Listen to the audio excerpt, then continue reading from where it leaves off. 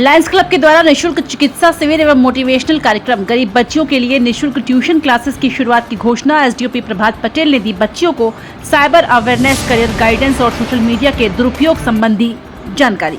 आज खरसिया में शासकीय कन्या उच्चतर माध्यमिक विद्यालय में लायंस क्लब के द्वारा निःशुल्क चिकित्सा शिविर एवं ब्लड हीमोग्लोबिन टेस्ट का आयोजन किया गया, जिसमें डॉक्टर हितेश गवेल, डॉक्टर अजय अग्रवाल एवं पद्मावती हॉस्पिटल के स्टाफ ने छात्राओं को चिकित्सा का लाभ दिया। बता दें कि खरसिया एसडीओपी प्रभात पटेल को इस कार्यक्रम में खास आमंत्रित किया गया था, जिसमें उन्होंने अपनी सहभागिता दर्ज कराई। उनका स्वागत लायंस क्लब एवं स्कूल प्रिंसिपल टीचर्स के द्वारा किया गया। इसके पश्चात कार्यक्रम में स्वागत अभिनंदन के पश्चात लायंस क्लब अध्यक्ष राम नारायण सोनी द्वारा बच्चों को निःशुल्क क्लासेस के बारे में बताया गया। जिसे भी कोचिंग की जरूरत हो या किसी भी आर्थिक मदद की आवश्यकता हो तो उसके संबंध में जानकारी देने कहा गया, जिसे लायंस क्लब हर संभव मदद करेगा, इसका आश्वासन दिया गया।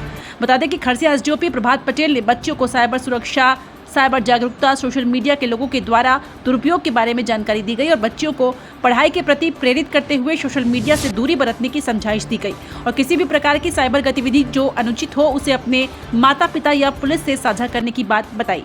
यहाँ पर एसडीओपी प्रभात पटेल ने बच्चों को अपनी पढ़ाई लिखाई, करियर के प्रति ढेर सारी जानकारी देते हुए उनको पढ़ाई का मकसद, पढ़ाई की उपयोगिता पर प्रकाश डालते हुए अपने माता पिता का नाम रोशन करने को बताया। साथ ही गलत संगति, सोशल मीडिया में दोस्ती, फोटो वीडियो शेयर करने संबंधी आवश्यक बातों के बारे में बच्चियों को सचेत किया। इस प्रकार की जागरूकता से न केवल बच्चियों को साइबर की जानकारी मिली, अपितु उन्हें पढ़ाई के महत्व का एहसास भी हुआ और सभी ने एसडीओपी प्रभात पटेल की तरह उच्च अधिकारी बनकर दिखाने का संकल्प भी लिया। आज लायंस क्लब के इस विशेष कार्यक्रम में स्वास्थ्य शिक्षा, साइबर जागरूकता, करियर गाइडेंस सभी का महत्वपूर्ण मिश्रण रहा, जो अब तक का सबसे शानदार कार्यक्रम कहा जा सकता है। स्कूल प्रिंसिपल, शिक्षक, बच्चों सभी ने एसडीओपी प्रभात पटेल एवं लायंस क्लब का आभार व्यक्त करते हुए दोबारा आने का निवेदन किया। खरसिया से पूजा जायसवाल की खास रिपोर्ट।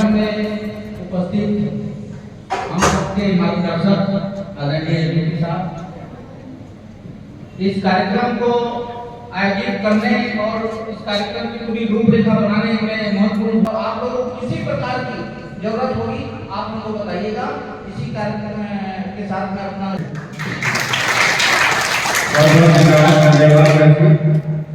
आज के कार्यक्रम में उपस्थित हमारे मुख्य अतिथि आदरणीय एसडीओपी सर जी, जिन्होंने बहुत अच्छे तरीके से आप सभी बच्चों को और हम लोगों को भी साइबर फ्रॉड से बचने, जीवन में शिक्षा के महत्व को बताया। उनके बारे में मैं कुछ बताना चाहता हूँ, क्योंकि वो तो खुद अपने बारे में नहीं बताएंगे, लेकिन उनके बारे में मुझे आप सबको इसलिए बताना है कि उनको हम यहाँ मुख्य अतिथि के लिए क्यों लेके आए। अच्छा, आप लोगों को पता है एसडीओपी किसको बोलते हैं? किसी को भी पता है? कोई भी? सब डिवीजनल ऑफिसर और पुलिस, सब डिवीजनल पुलिस ऑफिसर, मतलब ये हमारे जो खरसिया क्षेत्र है, खरसिया ब्लॉक है, उनमें पुलिस ऑफिसर के सबसे बड़े अधिकारी। एक बात ताली बजा दें इनके लिए। ये ऐसे भी अधिकारी नहीं बन गए हैं, इसके लिए पीएससी की परीक्षा होती है, जिसको सभी जानते होंगे, है ना, सब सुन चुके हैं। पब्लिक सर्विस कमीशन, ये एक साल में एक बार होती है। राज्य स्तर के सभी बच्चे उसमें शामिल होते हैं। 2 लाख 2.5 लाख बच्चे लोग उसमें शामिल होते हैं और उनमें से 100-150 बच्चे लोग का ही सिलेक्शन होता है। और उसी सबसे महत्वपूर्ण पूरे राज्य में, हमारे राज्य में सबसे महत्वपूर्ण और सबसे बड़ा परीक्षा है, उसी परीक्षा को उत्तीर्ण किए हैं। उसके बाद डिप्टी ऑफ पुलिस, डीएसपी बोलते हैं, आप लोग सुने डीएसपी करने वाले, उनमें से बच्चे हैं। इनके लिए बरजोर आप लोग ताली बजाइए। और इसे मैं बताना चाहता हूँ कि इसी चीज को हमने बुलाया है और ये परीक्षा उत्तीर्ण करना कोई आसान काम नहीं रहता है। 2.5 लाख विद्यार्थियों में से 50 विद्यार्थियों का सिलेक्शन होता है। और एक चीज और सबसे महत्वपूर्ण चीज बताना चाहता हूँ कि ये कोई भिलाई, दुर्ग, रायपुर, भोपाल जैसे बड़े शहर के बच्चे नहीं हैं। ये हम लोगों जैसे और आप लोग के बीच के ही हैं। डबरा के पास इनका गाँव है और हमारे ही जैसे सरकारी स्कूल में पढ़ के, हमारे ही जैसे मिडिल क्लास परिवार से होके और छत्तीसगढ़िया हैं, छत्तीसगढ़ी में बात करते हैं, हमारे जैसे खेलते कूदते थे और कोई बहुत बड़ा टैलेंट लेके पैदा नहीं हुए थे, है ना, या कोई बहुत बड़ा उनके पीछे बैक सपोर्ट नहीं था कि बहुत बड़े कोचिंग इंस्टीट्यूट में इनको पढ़ाया गया है या बहुत बड़े प्राइवेट स्कूल में पढ़ाया गया है या बहुत बड़े शहर में पढ़ाया गया है। तो ये मैं बताने का मेरा मतलब ये है कि अगर हमारे बीच के हमारे गांव के अगर एक कोई बच्चा इतना बड़ा अधिकारी बन सकता है तो फिर हम क्यों नहीं बन सकते। किसी भी तरीके से गाइडलाइन की जरूरत हो, आर्थिक सहायता की भी जरूरत हो, स्वास्थ्य संबंधी कोई परेशानी हो तो हमारा लायंस क्लब कैसे उसके लिए हमेशा तैयार है और आप लोग अपने शिक्षकों के माध्यम से हम लोग को सूचित कर सकते हैं। सम्मानीय पटेल साहब कार्यक्रम में उपस्थित हमारे स्कूल के प्राचार्य Shyamlal Rathiya ji, Khandelwal sir, Chandra sir, Mahendra sir, Patel sir, madam ji एवं इस कार्यक्रम को आयोजित करने वाले हमारे lion Ramnarayan Soni ji, lion doctor Hitesh Gavel ji, Durgesh Thakkar ji, lion Sundar Chandwani जी और इस मेडिकल कैंप में उपस्थित हैं डॉक्टर अजय अग्रवाल जी, दीप्ति राठौर जी और हमारे इस कार्यक्रम को कवर करने वाली यहाँ की पत्रकार पूजा जायसवाल जी और यहाँ उपस्थित समस्त बच्चे जो मुझे बताया गया था क्लास 9, 10, 11 और 12 के हैं। आज इस कार्यक्रम में मुझे बताया गया कि यहाँ एक मेडिकल कैंप का आयोजन किया गया है और साथ ही सभी बच्चे उपस्थित हैं। तो मेरी तरफ से बच्चों को ऐसा कुछ बताया जाए जो उनकी डेली रूटीन में या उनकी पढ़ाई को लेकर कहीं कुछ बाधा हो, कहीं कुछ संदेह हो, मैं अपना एक्सपीरियंस या अपना कुछ कंट्रीब्यूशन कर पाऊँ, तो उसके लिए मुझे यहाँ बुलाया गया था। तो ऐसे कार्यक्रम में मुझे जाना अच्छा भी लगता है। मेरी सौभाग्य की बात है कि मैं अपनी चीजों को यहाँ रख सकता हूँ। जो गलतियाँ मैंने करी उन गलतियों को मैं आपको बताऊँ ताकि आप वो गलतियाँ ना करें। हर बार जरूरी नहीं है कि खुद ही पत्थर से टकरा के गिर के सीखने के बजाय कोई दूसरा पत्थर से टकरा के गिरे उससे भी सीख लें, है ना। हर बार हमको पत्थर से टकरा के गिरना नहीं है, हमको दूसरों से भी सीखना है कि उस रास्ते से जाने से पत्थर से ठोकर मिलती है, उसमें गिरता है तो हम उस रास्ते पे ही ना चले, है ना। तो ये बुद्धिमानी है। तो मैं कुछ चीजें आपको बताऊंगा जो मुझे लगता है कि अगर मैं उन चीजों को फॉलो अप कर लेता हूं, उन चीजों को पालन कर लेता तो हो सकता है चीजें बेहतर हो सकती हैं। हालांकि लाइफ में जो दिया है वो बेहतर ही है। मैं इसमें से जानना चाहूंगा कि कितने बच्चे ऐसे हैं जो मन से पढ़ रहे हैं और कितने ऐसे बच्चे हैं जो समझ रहे हैं कि पढ़ाई तो बोझा है, कैसे करके निकलना है और बस खत्म, स्कूल कैसे भी करके खत्म हो जाए। किसी को अगर लगता है तो मैं उसका जवाब देना चाहूंगा आप में से। अच्छा, किसी ने हाथ खड़े किए और कोई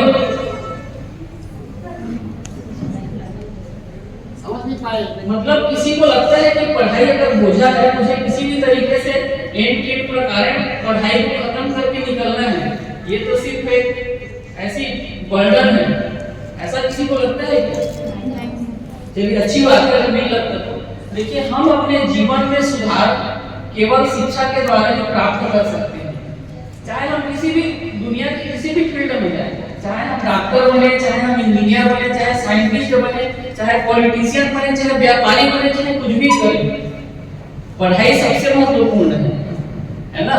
किसी भी फील्ड में हमको जाना है तो सबसे पहले हमको पढ़ाई करनी है ना, तभी हम उस चीज में उस मुकाम तक पहुंच सकते हैं। जब कोई चीज छूट जाती है तब हमको बाद में पता चलता है कि हमने अपने प्रीवियस टाइम के लिए गलती कर ली जिसका नुकसान हमको अभी भुगतना पड़ रहा है ना। कल के डेट में जब हम स्कूल का शिक्षा एजुकेशन लेते हैं, ऊपर चढ़ेंगे तब हमको एहसास होगा कि नहीं हमने गलत किया, हमको स्कूल में अच्छा करना था। जो अच्छा करें उनके लिए बहुत अच्छी बात है, लेकिन कुछ चीजों को आप ध्यान में रखिए जिससे आप बेहतर कर सकते हैं। आपने सबने सुना होगा एपीजे अब्दुल कलाम का नाम, है ना, जो हमारे पूर्व राष्ट्रपति जी रहे हैं। जब एक कार्यक्रम में उनको दिल का दौरा पड़ा, उस कार्यक्रम में उनका देहांत भी हो गया, तो जब उनके घर वालों को पता लगाया तो उनके दूर दराज के कोई भाई थे, उन्होंने जीवन में शादी नहीं करी थी। जब उनका घर उनकी सरकार की टीम उनके घर पहुंची तो उनके घर में उन्हें केवल 2 जोड़ी कपड़े, 2 जोड़ी उनके जूते, एक वाद्य यंत्र जिसको सितार बोलते हैं वो, और उनके कुछ पेन और कागज थे, उनकी पूरे जीवन की कमाई थी, है ना। मतलब आज शायद ही कोई एपीजे अब्दुल कलाम साहब तक उस मुकाम को हासिल कर सकता है, लेकिन उनकी सिंपलिसिटी और उनका मेहनत और उनका सब चीज, तो मैं ये बताना चाह रहा हूँ कि जीवन में कहीं कोई बाधा नहीं आती। हमको लगता है कि मेरे पास पैसे नहीं है, मेरे पास साइकिल नहीं, मेरे घर वाले कमजोर हैं तो मैं पढ़ाई छोड़ दूं, ये कभी मत सोचिएगा, बिल्कुल नहीं। जो पढ़ाई के लिए आगे आता है उसके लिए कभी कोई ना पैसे की रुकावट आती है, ना किसी भी कोई भी रुकावट नहीं आती। तो बोलते हैं कि सोना को आप जितना पीटो, हीरे को आप जितना रगड़ो, उसको उतनी ही चमक आती है। तो जीवन भी एक ऐसे ही है, कभी संघर्षों से डरना नहीं है, संघर्षों से हमेशा आगे बढ़ना है। और पढ़ाई को कभी भी बोझा समझ के पढ़ाई नहीं करनी है, पढ़ाई को हमेशा एक चैलेंज के रूप में लेना है। और ये पढ़ाई है जो हमारी किस्मत, हमारी तकदीर बदल सकती है। जीवन में कोई और साधन नहीं है जो हमारी लाइफ को बदल सकती है सिवाय एजुकेशन, सिवाय शिक्षा के। कोई भी जीवन में कोई भी चीज नहीं है, केवल एकमात्र शिक्षा ही है जो हम सबकी लाइफ को बदल सकती है। हमारी लाइफ तो बदलेगी, इससे हमारे परिवार, हमारे पड़ोसियों का नजरिया भी बदल देगा, है ना। कोई हमारे बीच में ही कोई हमारी स्टूडेंट अगर पढ़ के दिन कोई कलेक्टर या डीएसपी या कोई भी डॉक्टर, इंजीनियर होते हैं, इससे किसका लाभ होगा ये बताओ, है ना। आपके साथ साथ आपके परिवार का भी मान बढ़ेगा कि नहीं बढ़ेगा, है ना। आपके अड़ोस पड़ोस का भी मान बढ़ेगा, है ना। तो दूसरा चीज ये है कि आप जीवन में जब जब भी आगे बढ़ेंगे, जब भी आप प्रगति के पथ पर बढ़ेंगे, आपके पास रुकावट आना एकदम निश्चित है ना। अगर रुकावट नहीं आ रहा मतलब समझ जाओगे। आप सब लोग मूवी देखते होंगे, मुझे याद नहीं आ रहा मूवी कौन सी, लेकिन शाहरुख खान का एक मुझे एक लाइन याद आ रहा है। उसमें वो बोलता है कि हर चीज के दो रास्ते होते हैं, एक शॉर्टकट वाला रास्ता होता है जिसमें तुम पूछ के उसको अचीव कर सकते हो, लेकिन कुछ समय बाद वो खत्म हो जाएगा, तुमको लगेगा कि ये कोई मतलब का नहीं है। और एक ऐसा रास्ता रहेगा जिसमें कठिनाइयां आएंगी, चैलेंजेस आएंगे, लेकिन अगर आप उसको पार करके आप उसको अचीव कर लोगे तो अंत में आपको हमेशा खुशियां मिलेगी, है ना। तो जीवन में कभी भी शॉर्टकट को अपनाना नहीं है, मेहनत वाले रास्ते को चूज करना है। और आप सब लोग जानते हैं आजकल जो दुनिया जो है कितना जल्दी परिवर्तित हो रहा है। मेरी स्कूलिंग टाइम लगभग 2004-05 में हुई थी। वो उस जमाने में मोबाइल फोन शायद आ चुके थे, लेकिन हम लोग उससे अवेयर नहीं थे, है ना। हम लोग ऐसे ही थे। तो अभी तो मुझे लगता है हर किसी के पास मोबाइल, और दुनिया इतनी एडवांटेज हो गई है, साइंस इतना डेवलप हो गया है कि हमारे पास, हम लोग तो पहले बुक से या गाइड जिसको बोलते हैं, आप लोग पता नहीं गाइड पढ़ते हैं कि नहीं पढ़ते हैं। वो अजय माला की बहुत सारी आती थी, हम लोग उसी से पढ़ते। तो आजकल तो यूट्यूब है, मोबाइल है, गूगल है, आप सबसे पढ़ सकते हो। तो दिन ब दिन दुनिया जो है एडवांस होती जा रही है। तो हम लोग, मुझे अभी भी याद है कि एक निबंध पढ़ते थे, विज्ञान के चमत्कार, डिस्कवरी ऑफ साइंस, ऐसा एक पढ़ते थे, आप लोग भी पढ़े होंगे। उसमें हम लोग एक लाइन लिखते थे कि विज्ञान ने जितना हमको आविष्कार करके दिया, उतने उसने बहुत सारे ड्रॉबैक भी दिए, उसकी हानियां भी उतनी है ना। तो हमको साइंस का जो मोबाइल का जो भी जितने भी चीज है उनके सकारात्मक पक्षों को पकड़ना है, और उसके जो नकारात्मक पक्ष है उनसे दूर रहना है ना। मोबाइल के सकारात्मक पक्ष भी और नकारात्मक पक्ष भी। सबसे बड़ा डिस्ट्रैक्शन आज के समय में मोबाइल भी है ना। तो आप सबसे मेरा तो यही रिक्वेस्ट है कि जितने भी आप लोग हैं, आपको पहले और जितने भी कोई भी पढ़ाई के लिए सोशल मीडिया में मत रहिए। आप सोशल मीडिया एक प्रकार का ऐसा जाल है जिसमें वो जो बोलते हैं ना रुई वाली जो रजाई की ऐसा बिस्तर है जिसमें सोने में तो अच्छा लगता है, चले जाओ, लेकिन उठने में बहुत दिक्कत होता है। तो सोशल मीडिया एक ऐसा है जो भंवर है जिसमें आपको जाओगे तो आसान लगेगा, लेकिन वहाँ ऐसे फंसोगे कि वहाँ से निकलना मुश्किल है। तो मेरा आप सबसे है कि जो भी सोशल मीडिया है, पढ़ाई के लिए सबका त्याग कर दो। जीवन में अगर कुछ पाना है तो उसके बदले जीवन में सेक्रीफाइस हर किसी को करना पड़ता है। मुझे नहीं लगता है हम लोग जितने लोग बैठे होंगे उसमें से कोई ऐसा हो कि उसको हर चीज फ्री में मिला हो। फ्री में यहाँ कुछ भी नहीं मिलता, फ्री में तो और भी नहीं मिलता, उसके लिए आपको पेड़ पौधे लगाने पड़ेंगे, है ना।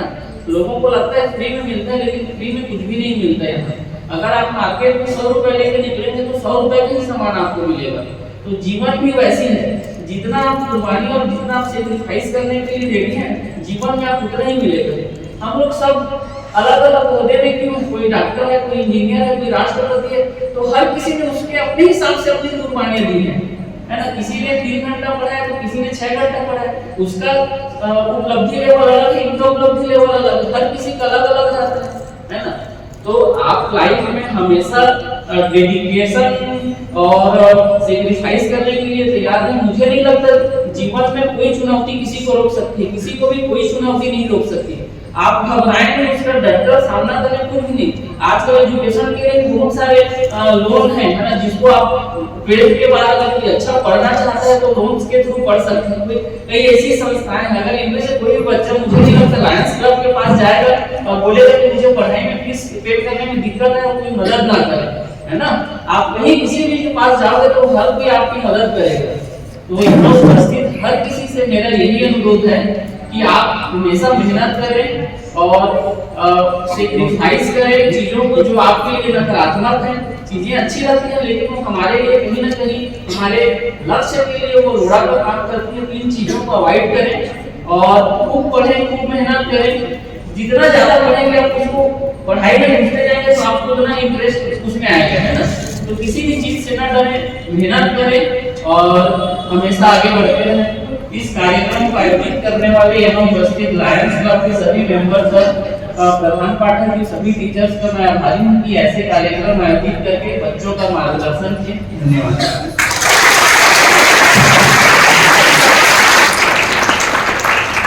एक कैरेक्टर भी है, ठीक है ना। लोग भी उस चीज को लेके मजाक उड़ाने लगते हैं कि कोई ऐसा घटना मत हो जाए जिसके कारण कोई खाना पीस ये सब आए, है ना।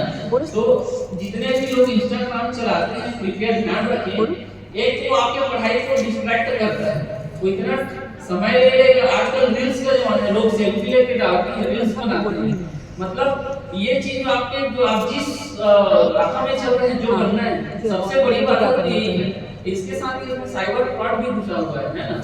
तो अननोन पर्सन से बिल्कुल बात नहीं करना है ना। जिससे जानते हैं उससे बात करो, क्योंकि कब वो आपको अपने झांसे में ले लेंगे और आपसे अपना निजी फोटो शेयर कर लेंगे। लोग अपना फोटो शेयर करते हैं इंस्टाग्राम पे, उनको लगता है कि मुझे 200 लोगों ने लाइक किया, मुझे 400 लोगों ने लाइक किया, कोई मतलब का नहीं है लाइक। वो फोटो आपको कोई पर्सन ले लेगा, उस फोटो को किसी गंदी इमेज के साथ एडिट करके चिपका देंगे, आपको एक फोटो भेजेंगे कि भाई आपका ये फोटो लिया गया है और अगर आप पैसे नहीं दोगे तो हम इसको वायरल करेंगे करके, है ना। कई लोग ऐसे रहते हैं फेसबुक पे डालते हैं कि आज मैंने इस मंदिर का दर्शन किया, आज मैंने यहाँ इस होटल में खाना खाया। लोग अपने मनोरंजन के लिए डाल देते हैं, लेकिन ये बहुत ही हानिकारक है ना। मतलब कोई ऐसा पर्सन है जो आपके बारे में जिसको पता है ना कि फलाना आदमी आज कहाँ है ना। हम तो सामान्य लोग हैं, हमारा कोई वो नहीं है, लेकिन छोटे से छोटे और बड़े से बड़े लोग हैं यहाँ इंडिया में, है ना। आपने सुना होगा कि मुंबई में वो क्या एक विधायक जी का किसी ने गोली मारकर हत्या कर दिया। मतलब हम फेसबुक व्हाट्सएप पे अपने स्टेटस डालते रहते, तो सामने वाला जो घूम रहा है उसको तो पता है ना कि आज ये मैडम कहाँ है, आज ये सर कहाँ है ना। तो किसी भी अपनी निजी जानकारियों को इस पे मत डालें, है ना। अपना फोन नंबर, अपना ईमेल या अपना गांव पता कहीं भी निजी जानकारियों को बिल्कुल अवॉइड करें, बिल्कुल ना डालें। आप जितना बताना चाहते हैं केवल उन्हीं जानकारियों को डालें, है ना। अच्छा, एक चीज और आता है कि आप मोबाइल कोई तो 10 प्रकार के लोगों का फोन आता है ना। कोई शेयर मार्केट से संबंधित फोन आता है, कोई बैंक से फोन आता है, आप सब लोग जानते हैं। कई देशों में जैसे यूएस वगैरह में ये जो साइबर फ्रॉड है ये एक सिलेबस का पार्ट है स्कूल में, है ना। मुझे लगता है कि धीरे धीरे हमारे भारत में भी एक सिलेबस का पार्ट हो जाएगा। आप स्वयं जानते हैं जितना इन चीजों से दूर रहें उतना ही आपके लिए फायदेमंद है। अच्छा, एक चीज और मैं बताना चाहूंगा, यहाँ सभी बच्चे जैसे साइकिल खराब है, सभी बच्चे दूर दराज से आते हैं। ट्रैफिक अवेयरनेस बहुत जरूरी है। दूसरे देशों में फॉरेन में यूएस, जर्मनी, जापान जैसे देशों में ट्रैफिक रूल्स भी सिलेबस का एक पार्ट होता है, जो मुझे नहीं लगता कि इंडिया में ट्रैफिक रूल सिलेबस का पार्ट है। धीरे से ये भी जरूरी पार्ट हो जाएगा, है ना। तो जब भी आप स्कूल से निकलते हो अपने घर जाते हैं तो जो ट्रैफिक नियम है उसका जरूर पालन करें, है ना।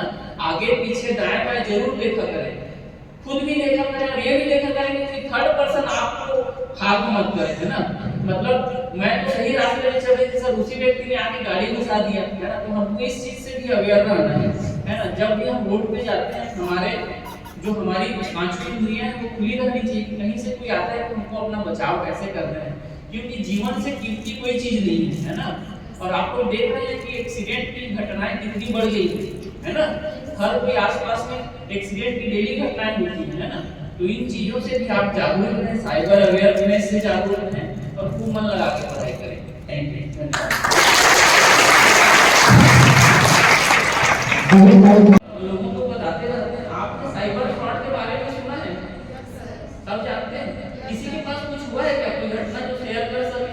किसी का फोन आया है कुछ, फिर मैं आगे बढ़ूंगा। कितने लोगों के पास यहाँ स्मार्टफोन है घर में अपने पास? मतलब बताएं, उसमें कोई खराबी वाली बात नहीं है। स्मार्टफोन मुझे लगता है हर कोई व्हाट्सएप चलाता होगा, भले यहाँ बता नहीं रहे हो, हर कोई व्हाट्सएप चलाता है, हर कोई फेसबुक, इंस्टाग्राम तो मुझे लगता है हर कोई चलाता होगा, है ना। तो ये भी एक प्रकार का साइबर फ्रॉड इसमें भी हो सकता है।